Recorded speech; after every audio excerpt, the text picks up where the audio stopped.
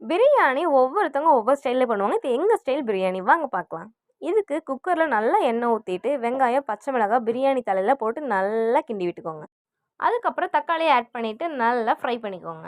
இதுக்கு ஒரு paste ready பண்ணிடலாம். இதுக்கு வந்து தக்காளி, வெங்காயம், இஞ்சி, பூண்டு இதெல்லாம் சேர்த்து நல்லா அரைச்சி உள்ளே ஆட் பண்ணிக்கோங்க.